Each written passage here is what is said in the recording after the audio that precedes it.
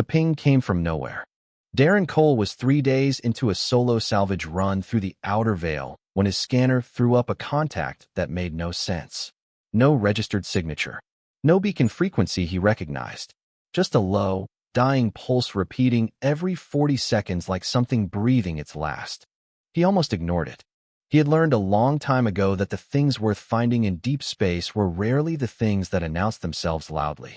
The loud ones were traps or wrecks picked clean already. The quiet ones, the ones barely whispering, those were different. He adjusted course. It took 6 hours to reach it, and when the shape finally resolved on his forward display, Darren sat very still for a long moment and said nothing. The ship was enormous. Not large by station standards, but large by any standard that mattered when you were alone in a small salvage vessel, and the thing in front of you was the size of a city block turned sideways. Dark hull plates, swept back in angles he had never seen in human engineering.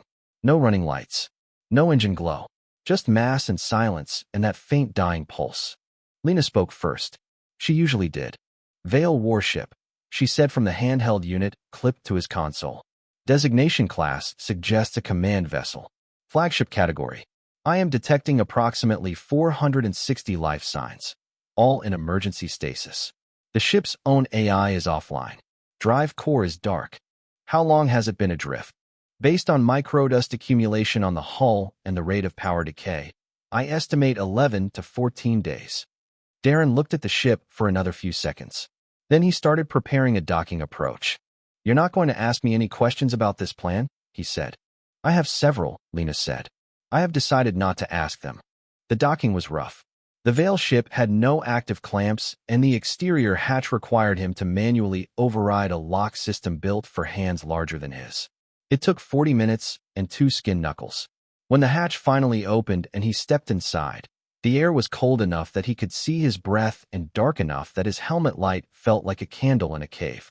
The corridors were wide. Everything was built for people taller and broader than him, and the ceilings made him feel like he was walking through the skeleton of something ancient. Emergency lighting ran along the floor in dim red strips, just enough to see shapes. Sealed doors on both sides, and behind each one, the soft blue glow of stasis pods. He walked until he found the engineering level. He always found engineering eventually. The drive core was in the center of the ship, a vertical column 3 decks tall, and it was dead in a way that Darren recognized immediately. Not the clean shutdown of a system powered down properly, but the hard stop of something that had been forced offline by damage. Burns along the conduit housings. Plasma scoring on 3 of the 4 primary coupling arrays. One of the secondary regulators had been physically shattered, its components scattered across the deck, plating in a wide radius. He crouched down and picked up a piece. Turned it over in his hands. Lena spoke quietly. Nothing in human engineering databases is a direct match. The Vale drive system uses a triple redundant plasma lattice architecture. The damage is significant. Their own engineers may have assessed this as non-recoverable. Their engineers weren't here, Darren said. He spent the next 2 hours just mapping.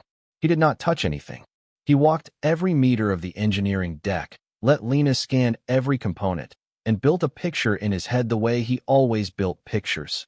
Not from what the books said, but from what the physics said. Plasma was plasma. Electromagnetic coupling was electromagnetic coupling.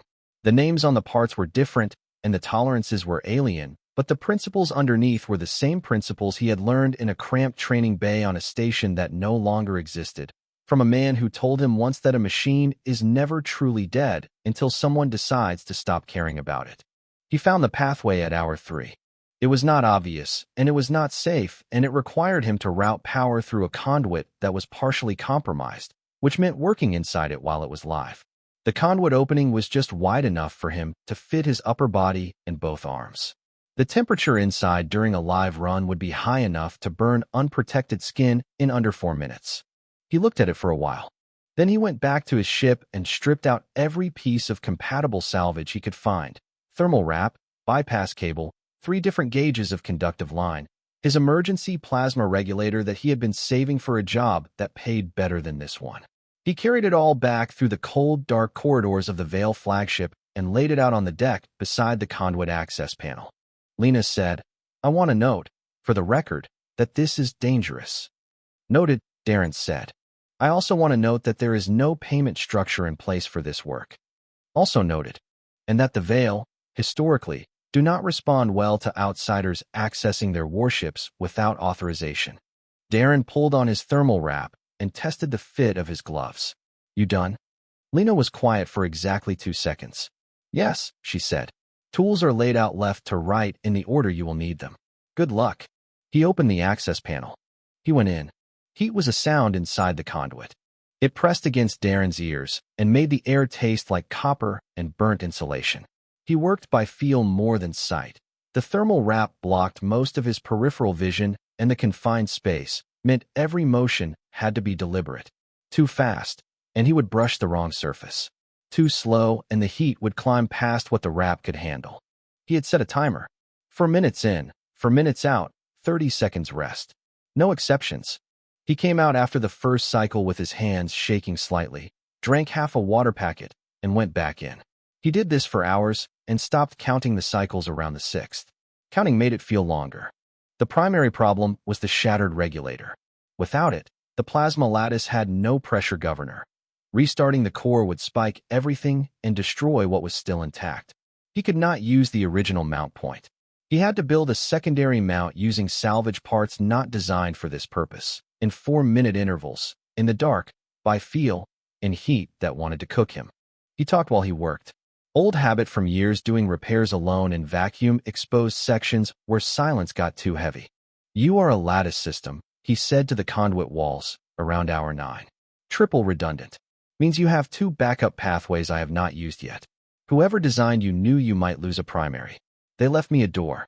Lena had gone quiet hours ago, which meant she was paying full attention. She only went silent when something had her completely focused. Secondary junction on your left, she said. 40 centimeters deeper. That is where the second backup pathway starts. I know. I have been working toward it. He found it. He worked bypass cable into position across 3 connection points, each one needing a different tool at a different angle. And when he made the 3rd contact and felt the faint hum of potential energy move through the line, he pulled back out before the heat climbed further. He did not notice the ship's AI come back online. It happened quietly around hour 14. A low-level restore, just sensors and memory, nothing announcing itself. Lena noticed. She told him softly. The ship's AI is partially restored. Passive observation only. It is watching you work. Can it hear me? Audio systems are online. Good, Darren said, and went back in. He addressed the ship more directly after that. Not performing. He was too tired for that. Just honest. He told it what he was doing and why. Explained where the secondary pathway sat. Why the backup mount would hold even though it was not rated for the application. He said he had seen worse damage repaired and that the machine underneath all the scoring was still fundamentally sound, and that counted for more than most people gave it credit for. The ship's AI logged every word. Darren did not know that then. At hour 19, he made the final connection. He came out and sat on the cold deck and did not move for 2 full minutes. His arms felt like wet rope. He ate a ration bar slowly, staring at the access panel, then said to Lena, "Start it." Beginning ignition sequence.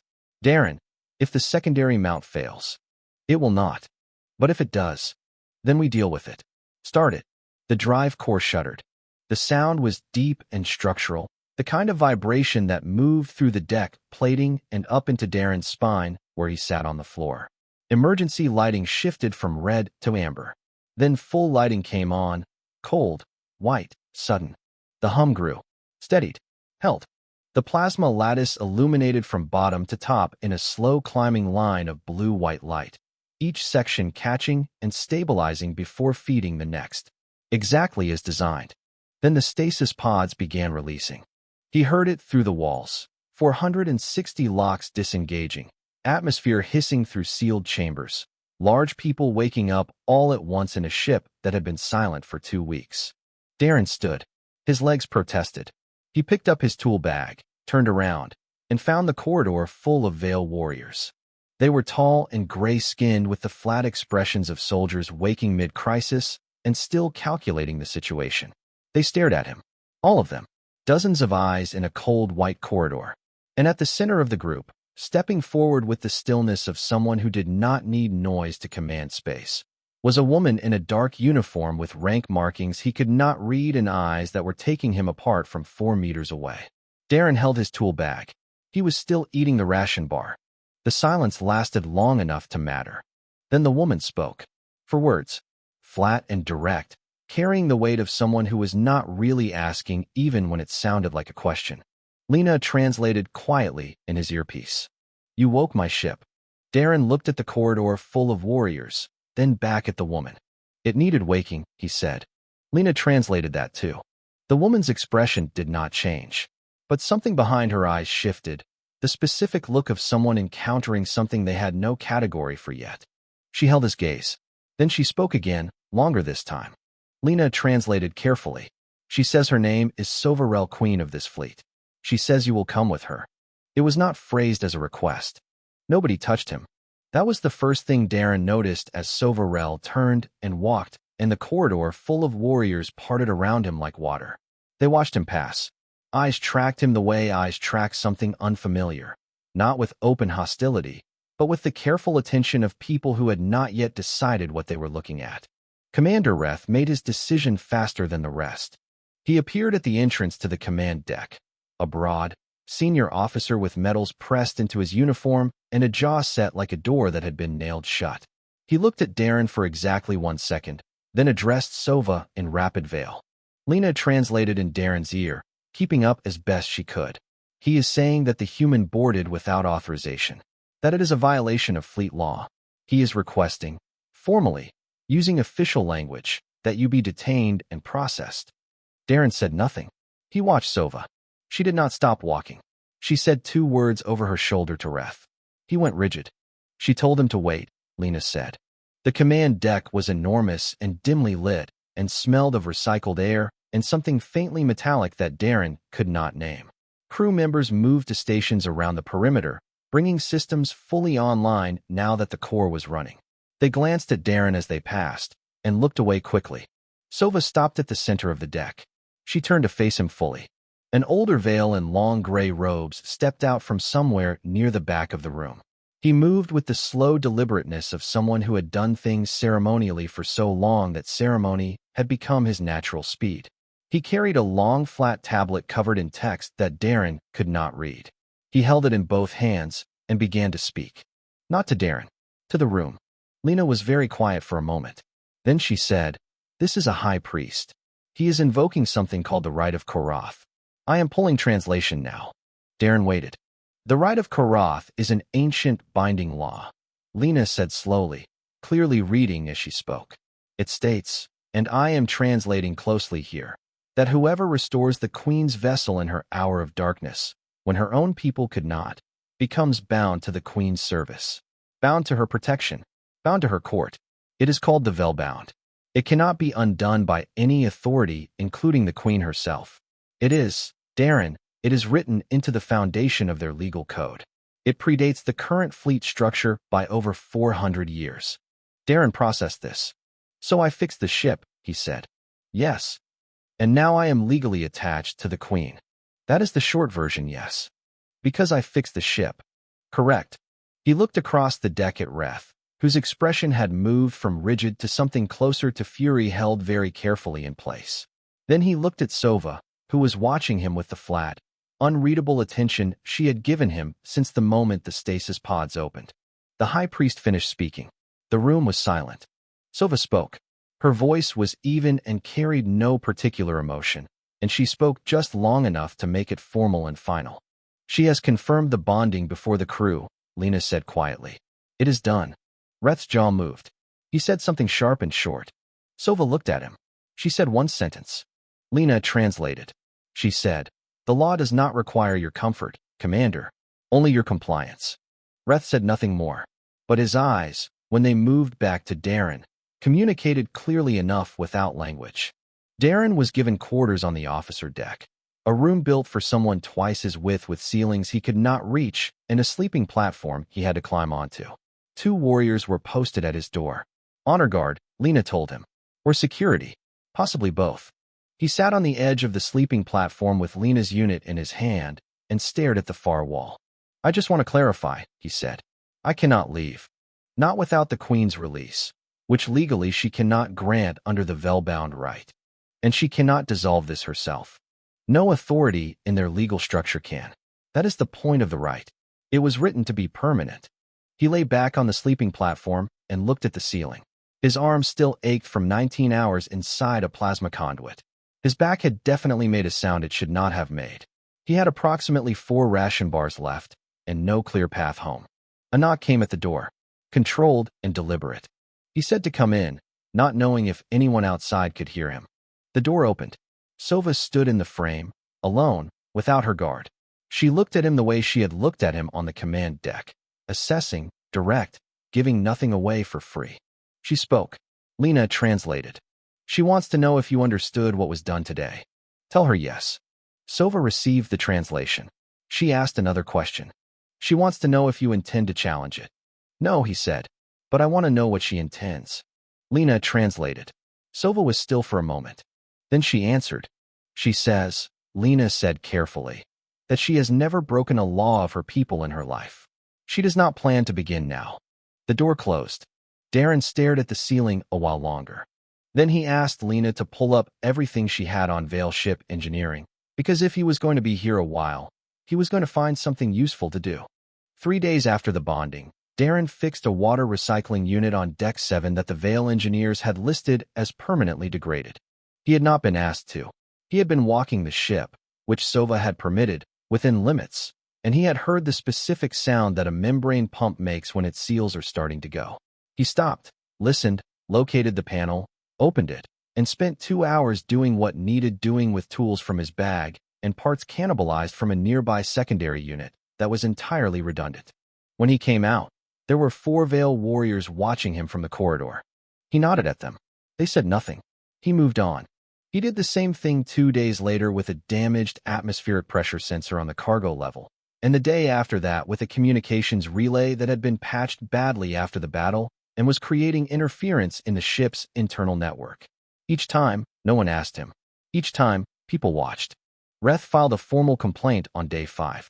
He brought it to Sova directly during a senior staff briefing that Darren was not present for, but Lena had partially intercepted through the ship's now restored internal systems. The complaint argued that a non-Veil could not fulfill the Velbound role in any meaningful capacity, that the presence of a human in officer spaces was a security risk, and that the bonding, while technically valid, had been triggered under circumstances never intended by the law. Sova let the complaint finish. Then she set it aside and continued the briefing on a different topic. Reth pushed. He used the formal challenge mechanism, which required the Queen to respond in writing within 48 hours. She responded in 14. Her answer was 2 sentences. Lena translated them for Darren without commentary. The right of Karath has no exclusion for species. The challenge is denied. Darren learned about this while sitting cross-legged on the floor of the engineering bay, studying Veil drive schematics on a display screen. He had asked one of the quieter crew members to bring him.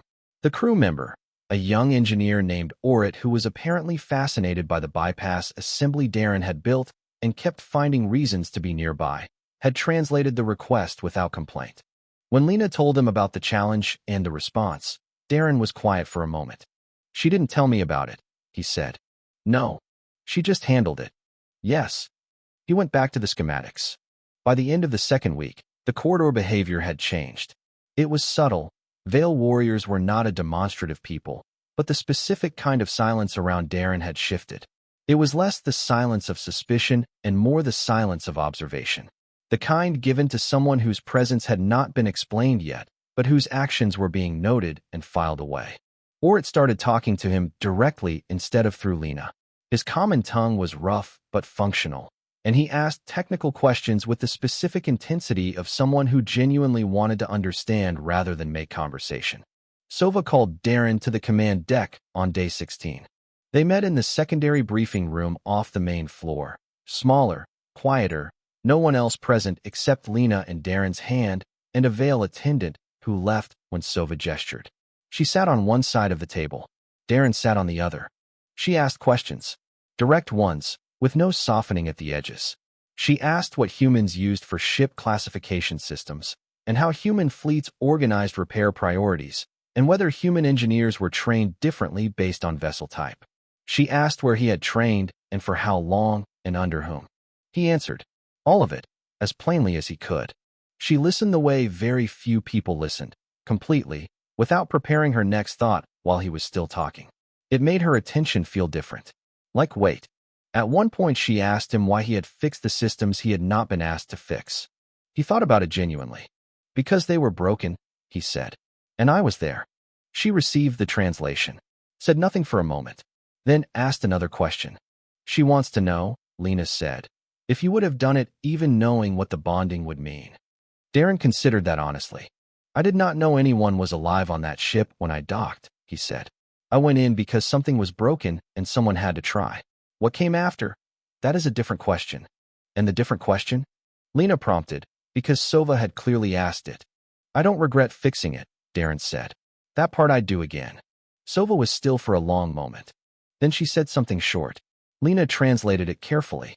She says, that is a more honest answer than she expected. The meeting ended. Sova looked at him across the table one last time. That same assessing look from the corridor, but shifted. Not softer, just different. Like a calculation updated with new data, not yet resolved. She left. Darren stood in the empty briefing room. For what it is worth, Lena said, I think that went well. You think everything goes well when nobody ends up in a detention cell. That is a reasonable metric, Lena said. On day 17, Reth stopped filing complaints. He did not stop watching, but he went quiet in a way that felt less like acceptance and more like someone waiting for a better angle. Darren noticed. He filed it away. He went back to the engineering bay and the schematics and Orit's increasingly good questions and the hum of a ship that was running because he had refused to let it die. The Vale home fleet was enormous.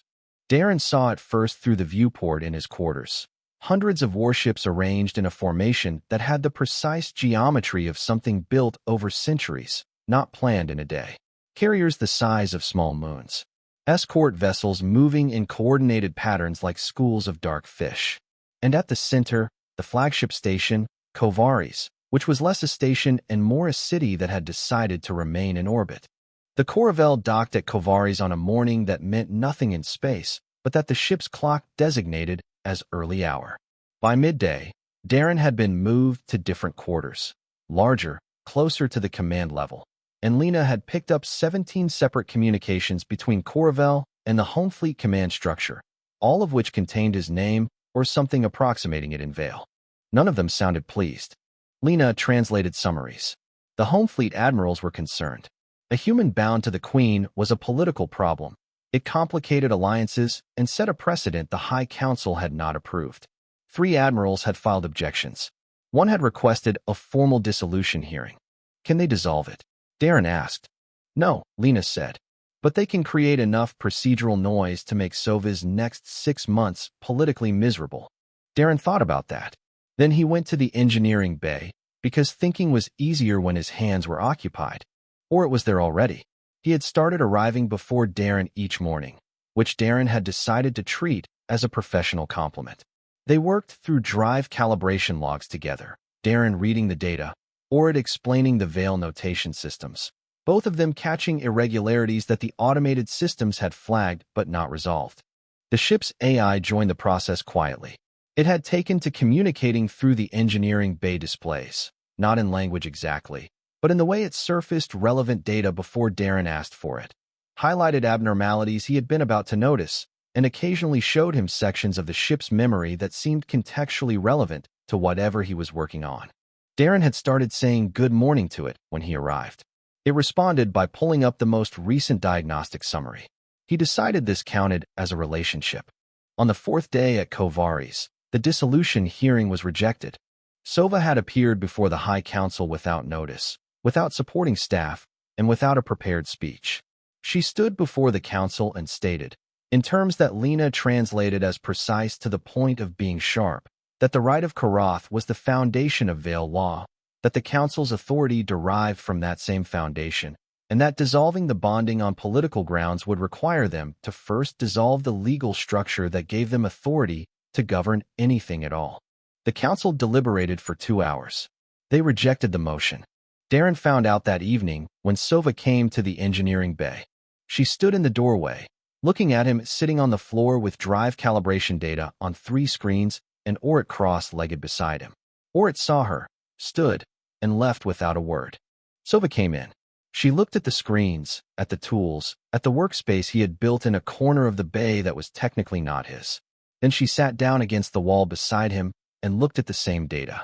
He told her what he had found in the calibration logs, a minor variance in the third drive coupling that would compound over long runs. Small now, noticeable in about 4 months.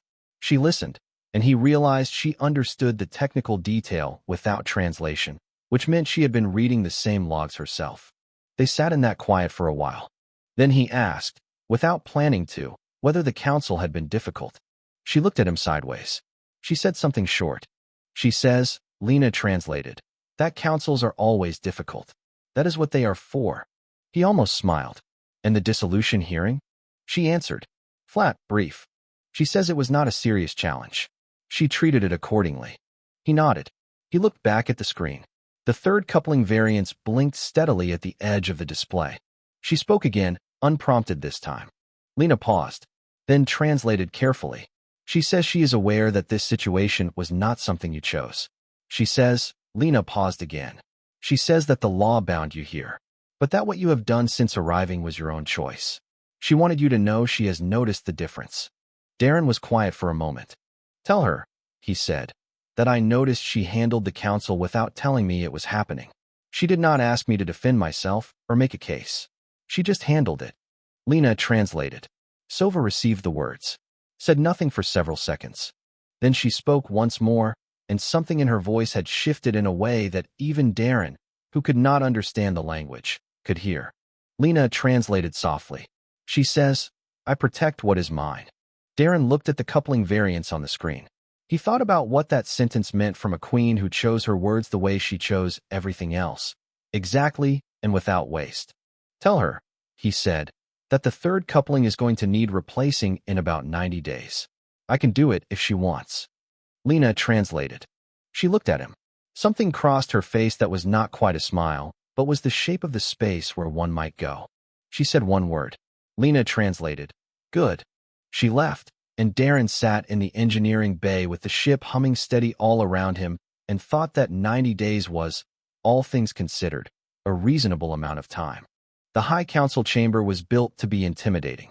Darren could see the intention clearly. High ceilings, long table, 13 council seats elevated above the floor where a speaker would stand, everything angled to make the person below feel small. He stood in the center of it with Lena in his hand and looked at the council the way he looked at machines that were not yet cooperating. He had not asked to appear. Sova had told him, 3 days prior, that the council wanted to conduct a formal determination of his status within Vale society. She said it in the flat tone she used for facts that were inconvenient but manageable. He had asked what that meant. She said the council would question him and then decide what he was. What are my options? He had asked. I will explain them after, she had said. He had decided this was typically Sova.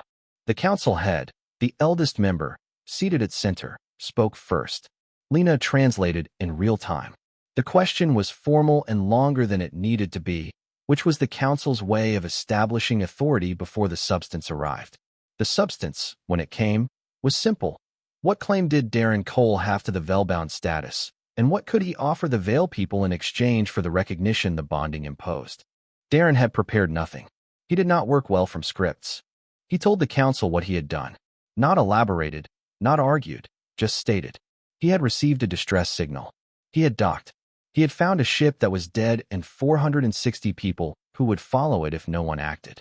He had acted. He had spent 19 hours inside a live plasma conduit using salvage parts and the physics he had learned over 14 years of fixing things that other people had given up on. The ship had started. That was the complete account. Then he told them what he was offering. He was not a soldier and did not pretend to be. He was not politically useful and had no intention of becoming so. What he could offer was the thing he had already demonstrated, that he would fix what was broken without being asked, without expectation of return, because broken things were a problem that could be solved and unsolved problems bothered him. He would do that work for as long as the bonding held. That was what he had. The council deliberated. Sova, by tradition, could not speak during deliberations. She stood to the left of the chamber, and Darren did not look at her, because looking at her during this would feel like asking for something. Then something happened that had never happened in that chamber before. The ship's AI spoke. Its voice came through the chamber's communication system, low and steady and in perfectly formal veil, because it had been listening to formal veil for centuries and knew exactly how to use it. The council went rigid. One member started to object. The council head raised a hand for silence. The AI said that it wished to provide witness testimony. It had standing as a veil vessel, and vessel testimony had been accepted in this chamber twice before in the past 400 years. It cited both cases by name and date. The council could not refuse without overturning precedent. They did not refuse. The AI spoke for 4 minutes. It described, in precise detail, every hour Darren had spent inside it, every tool he had used, every decision he had made when the easier option was to stop.